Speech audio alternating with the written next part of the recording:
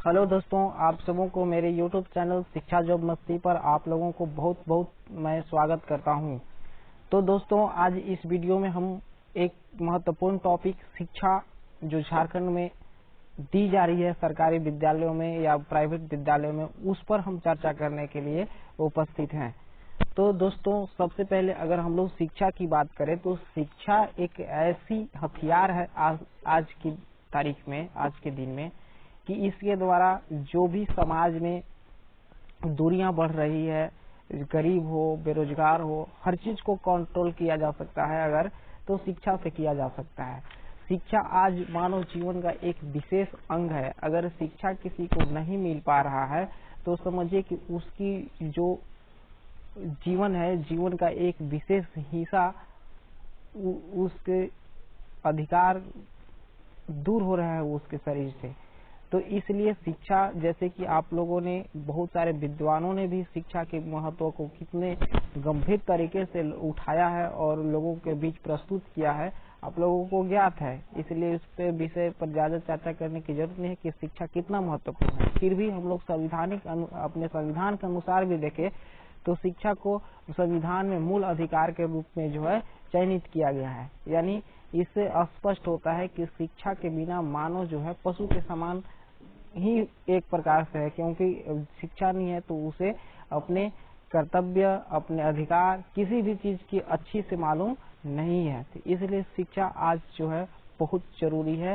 जैसे भीमराव अंबेडकर ने बोला था कि शिक्षा वह शेरनी का दूध है जो जितना पिएगा वो उतना दहाड़ेगा। ठीक है, तो इसमें शिक्षा को हर लोग जानते हैं कि महत्वपूर्ण है, लेकिन वह जो है सभी लोग अमल में नहीं ला पा रहे हैं। सब लोग के पहुंच जो है सरकार के लाख प्रयास के बावजूद भी पहुंच से दूर हो रहा है। तो आज हम लोगों को जो है शिक्षा को कैसे समाज के अंतिम पंक्ति में खड़े अंतिम व्यक्ति तक कैसे पहुंचाया जाए, उस पर थोड़ी सी हम चर्चा करने वाले हैं। और साथ ही सरकार जो विद्यालय अपने माध्यम से चलाती है, सरकारी विद्यालय जिसे हम कहें, उसमें जो शिक्षा का स्तर धीरे धीरे नीचे गिरते जा रहा है, उसका क्या कारण है, इस पर हम चर्चा करने वाले हैं।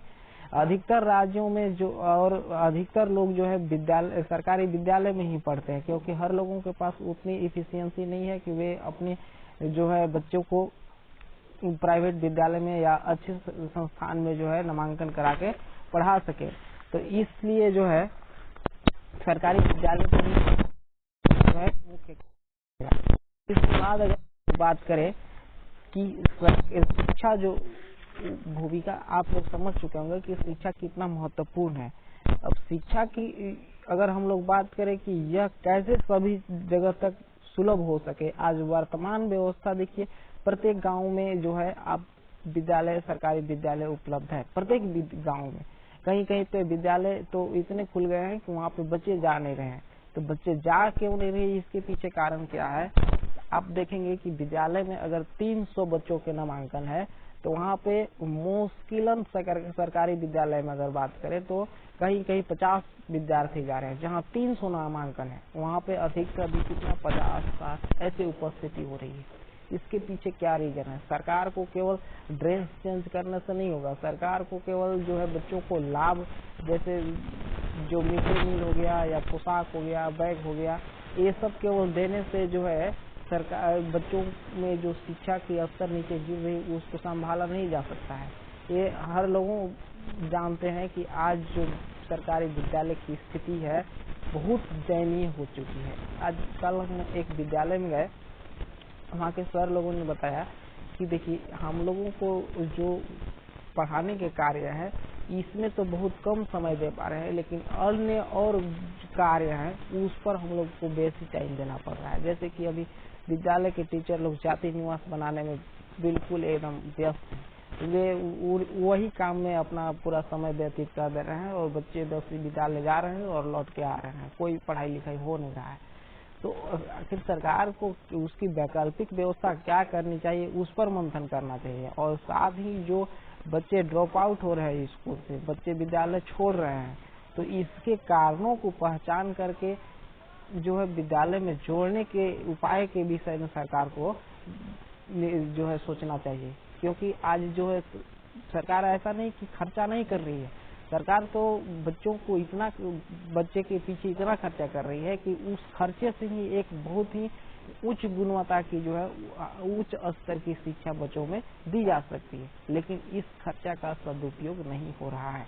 जितने खर्चे अगर प्राइवेट विद्यालय में गार्जियन एक बच्चों को पढ़ाने में खर्चा करते हैं, उससे कहीं अधिक सरकार एक बच्चा पर खर्चा कर रही है। लेकिन सही निर्देश या सही रूप से मैनेजमेंट या सही रूप से जो क्रियान्वयन हो रहा है वो नहीं हो पा रहा है।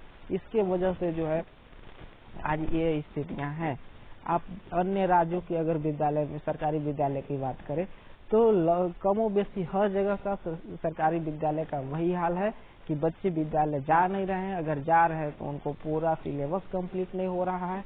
2 दिन जाते हैं, 4 दिन रहते हैं, बच्चे बदल बदल के जाते हैं। तो इस पर नियंत्रण करना सबसे जरूरी है। नहीं तो अगर बच्चे विद्यालय जाएंगे नहीं तो टीचर पढ़ाएंगे नहीं।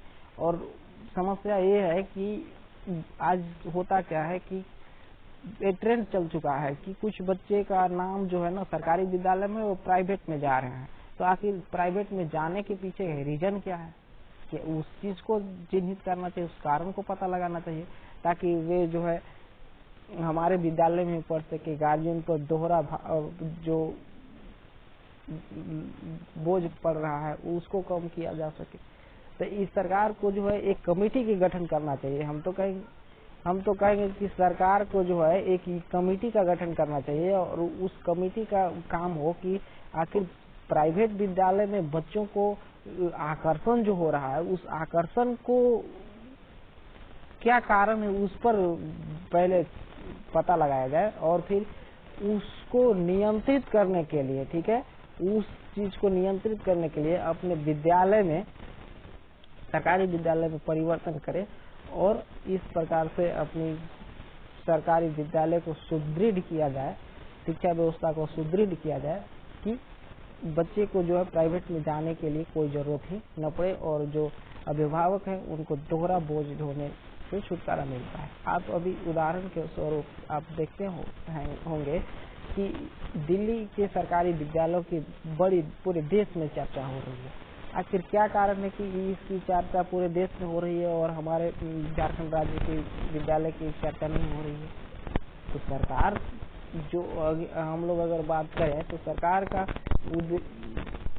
घोषणा पत्र क्या था?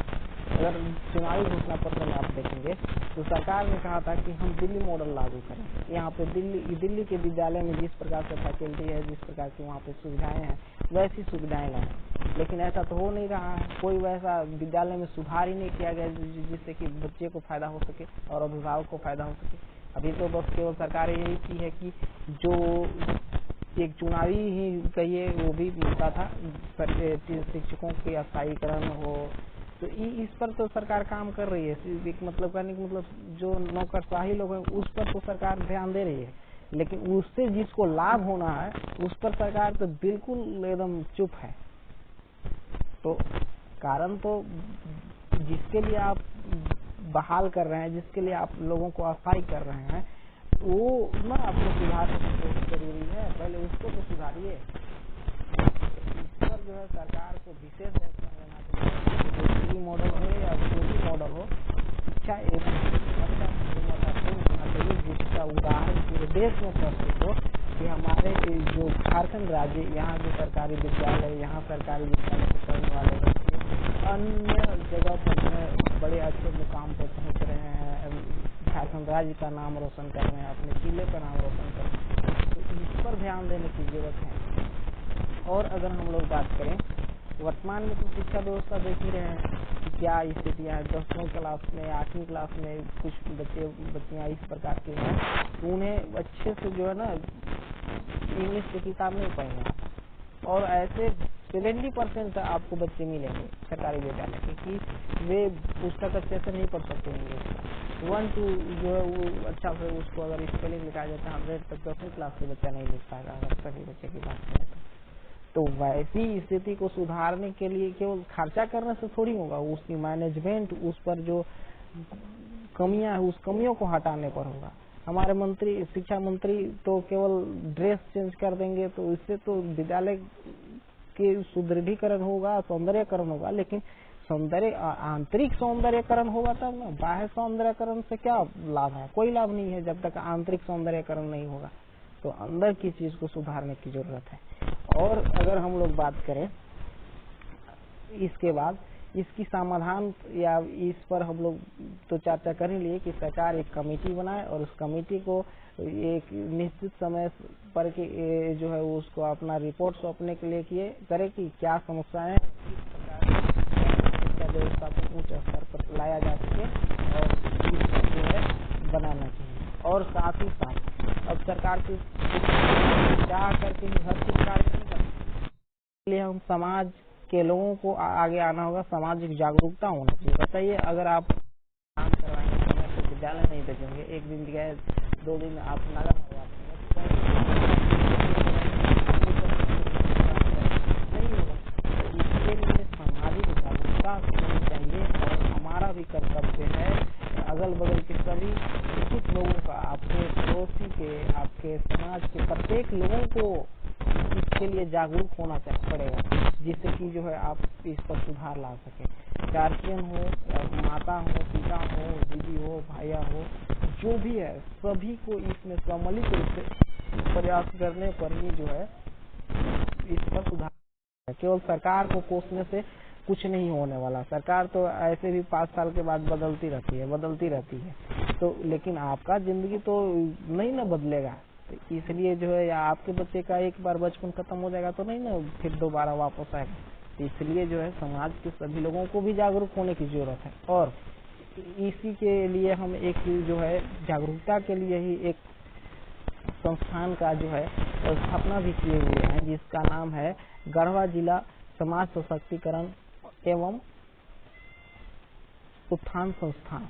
तो इसमें आप लोग जो है जुड़ने के लिए आप हमारे आवेदन पत्र को भर करके आप जो है हमारे व्हाट्सएप नंबर पर भेजिए। और इसका जो अंतिम तिथि है 20 अक्टूबर है। 20 अक्टूबर तक आपको स्वीकार किया जाएगा। इसके बाद जो है चयनित अभ्यर्थियों को जो भी इसमें इच्छुक हैं वे लोग को जो है 20 अक्टूबर जो है उन लोगों को चयनित करके आईडिया दे दिया।